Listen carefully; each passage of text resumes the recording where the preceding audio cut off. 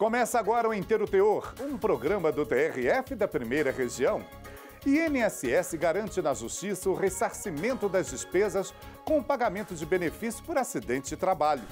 TRF1 mantém a condenação da sobrinha de uma pensionista que efetuou saques indevidos na conta corrente da sua tia já falecida. Sustentabilidade. Projeto de compartilhamento de carros elétricos é apresentado aos dirigentes, magistrados e servidores do TRF1.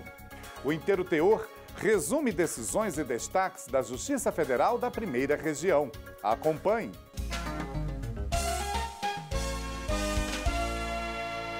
O Tribunal Regional Federal da Primeira Região garantiu ao INSS o ressarcimento dos custos com o pagamento do auxílio-doença a um auxiliar de produção que perdeu 2 dedos enquanto operava uma máquina. O Instituto pagou o benefício, mas cobrou da empresa. A ideia é incentivar os investimentos na proteção do trabalhador. Confira na reportagem de Daniela Garcia.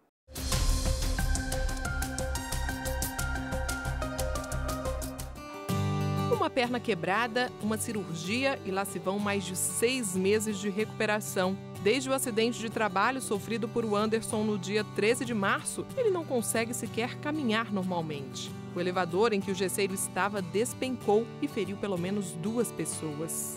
É muito ruim. Só de lembrar de ficar parado, né? Não é bom não.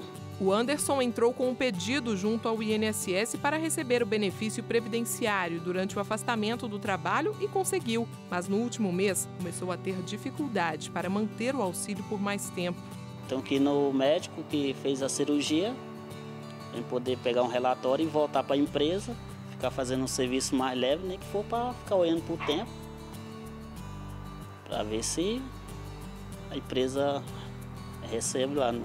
Segundo o Anuário Estatístico da Previdência Social, só em 2017 foram registrados, junto ao INSS, quase 550 mil acidentes de trabalho. A região com a maior quantidade de acidentes foi a Sudeste, com 292.730 registros. De acordo com o Anuário Estatístico de Acidentes de Trabalho, entre 2012 e 2017, a Previdência Social gastou mais de 26 bilhões de reais com o pagamento de auxílio-doença, aposentadoria por invalidez, auxílio-acidente e pensão por morte de trabalhadores.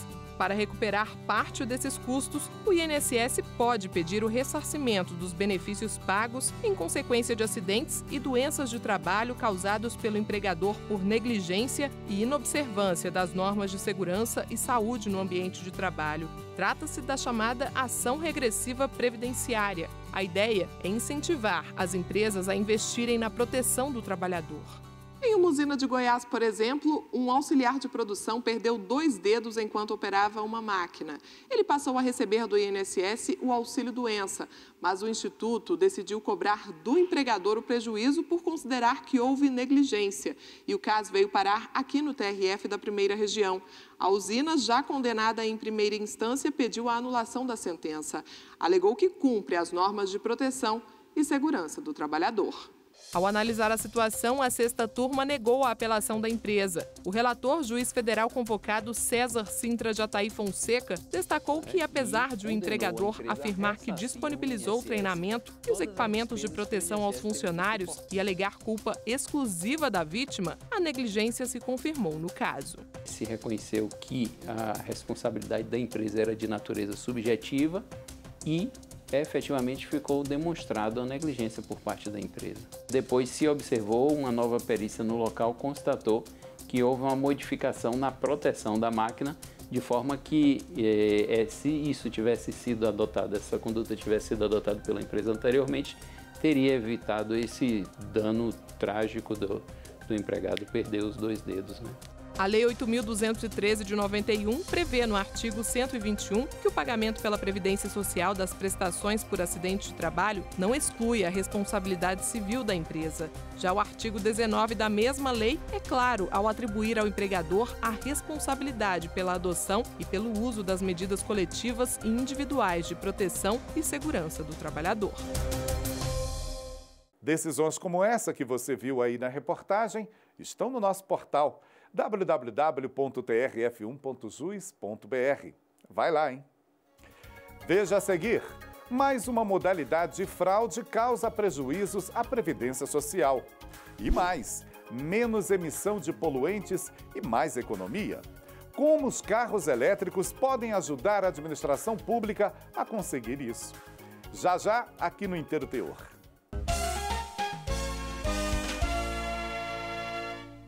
Sacar o benefício depositado na conta de um segurado que já morreu é crime e traz prejuízos aos cofres públicos.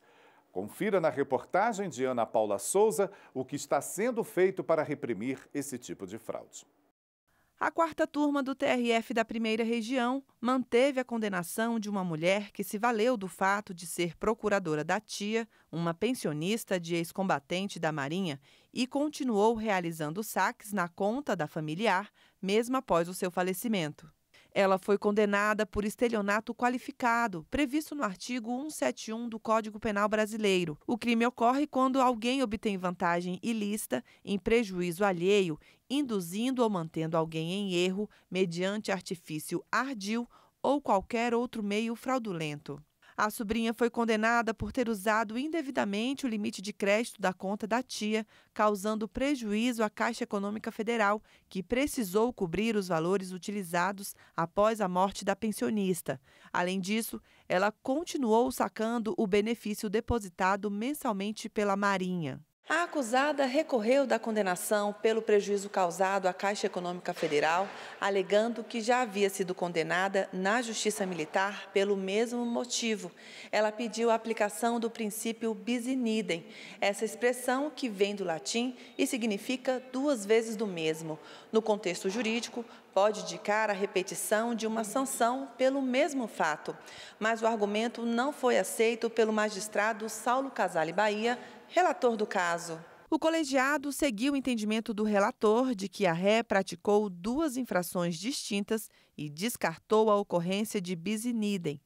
Para esse advogado criminalista, se as penalidades ocorreram em momentos diferentes, não há que se falar em repetição de sanção. Num primeiro momento, ela ofendeu tanto o Estado quanto o patrimônio das Forças Armadas. Num segundo momento, ela ofendeu tanto o Estado quanto o patrimônio da Caixa Econômica Federal. Então, nessa situação, se houve momentos diferentes e circunstâncias diferentes, ela cometeu dois crimes em momentos diferentes. Na primeira situação, o chamamento é da Justiça Especializada Militar, por ser de interesse da competência militar. Na outra situação, o chamamento é da Justiça Federal, pois a vítima foi a Caixa Econômica Federal. Ao longo dos anos, a legislação brasileira foi sendo aprimorada para impedir esse tipo de fraude. Embora os cartórios sempre tivessem o dever de informar a morte de servidores públicos e beneficiários do INSS assim que emitissem a certidão de óbito, nem sempre essa comunicação foi realizada de forma rápida. Um avanço nesse processo foi a publicação em 2014 do provimento número 38 do Conselho Nacional de Justiça, que instituiu as Centrais Nacional e Internacional de Informações de Registro Civil. Essas centrais criaram uma plataforma única que liga os cartórios de registro civil de todo o Brasil, possibilitando o intercâmbio de documentos, a prestação de serviços em meio eletrônico, a localização de registros, o acesso de órgãos públicos e, inclusive, a interligação com o Ministério das Relações Exteriores, viabilizando a localização e a emissão de certidões de órgãos consulares brasileiros em todo o mundo. Em 2019, a Lei 13.846, de combate à fraude previdenciária, estabeleceu que os cartórios devem informar a relação de óbitos em até 24 horas após o seu registro. Antes, esse prazo era de 40 dias. O registrador público Emival Araújo destaca o papel dos cartórios no combate a crimes, como o que foi julgado pelo TRF1. A criação da CRC, que é a Central de Registro Civil, pelo Conselho Nacional de Justiça, o CNJ, ela permitiu que os cartórios pudessem centralizar em um só local virtual todas as informações relativamente a nascimento, casamento e óbito. E permitiu, com isso também, que fosse otimizada o encaminhamento de informações para os órgãos públicos, como a Previdência Social, para controlar as aposentadorias, por exemplo. as pensões. É muito importante a participação dos cartórios, porque os cartórios estão presentes em todos os atos da cidadania, desde o nascimento, casamento, óbito, compra e venda de imóveis, um protesto de título, um registro de um contrato. Então, os cartórios têm sido cada vez mais importantes na prevenção de fraudes. A utilização de uma matriz energética limpa e renovável é um dos principais temas quando o assunto é sustentabilidade. E dentro desse viés, os carros elétricos vêm ganhando destaque por aliar menos emissão de poluentes com mais economia. E o Tribunal Regional Federal da Primeira Região não quer ficar de fora dessa tendência mundial e está a um passo de aderir ao projeto Vem DF do governo do Distrito Federal. A ideia é compartilhar veículos movidos a energia elétrica para uso em serviço. Saiba mais na nossa reportagem. Carros compactos, mas capazes de levar ao destino da mesma forma que outros veículos. A diferença está no custo do deslocamento, bem inferior se comparado ao de um automóvel movido a combustível. Com um litro da gasolina ultrapassando os R$ 4,00, esses carros elétricos surpreendem no quesito economia. Os carros elétricos são carregados em apenas 2 horas e podem rodar até 100 km em uma velocidade de 80 km por hora. Além disso, ainda contribuem para a preservação do meio ambiente. Aqui no Distrito Federal, a ideia já foi implantada pelo governo. E a ideia é compartilhar os veículos entre servidores de diversos órgãos.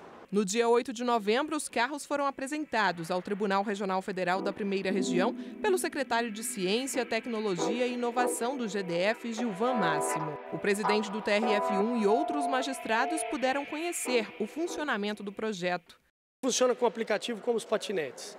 O aplicativo, você destrava o carro, você cadastra, assim como nos patinetes, coloca o número da sua RG, que nos patinetes não, mas aqui o número da sua RG, telefone, seu nome, o número da matrícula e destrava o carro, você sendo servidor, o software automaticamente vai liberar o carro para você e você vai se locomover nesse carro. O presidente do TRF1, desembargador Carlos Moreira Alves, demonstrou interesse de o tribunal participar do programa de compartilhamento de carros elétricos. Teremos, evidentemente, que fazer todos os estudos que uma parceria dessa natureza institucional envolve, mas algo realmente muito interessante. É o futuro batendo a nossa porta. Magistrados tiveram a oportunidade de dirigir os veículos. Hoje, com o orçamento bastante reduzido, redução de pessoal dentro do serviço público, toda a tecnologia é muito bem-vinda, né? Pelo que eu percebi, a finalidade é substituir os carros funcionais, que demandam um orçamento muito grande, não só de manutenção, quanto de energia, né, petróleo, e o carro não exige isso. Durante a semana, servidores e demais colaboradores do tribunal puderam dirigir os carros elétricos disponibilizados para teste pelo GDF.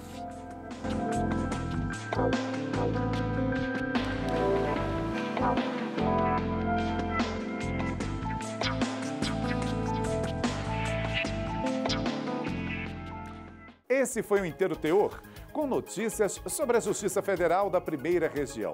Você pode ficar com a gente no nosso portal e também nas redes sociais, Facebook, YouTube e Instagram. Até o próximo programa. Tchau!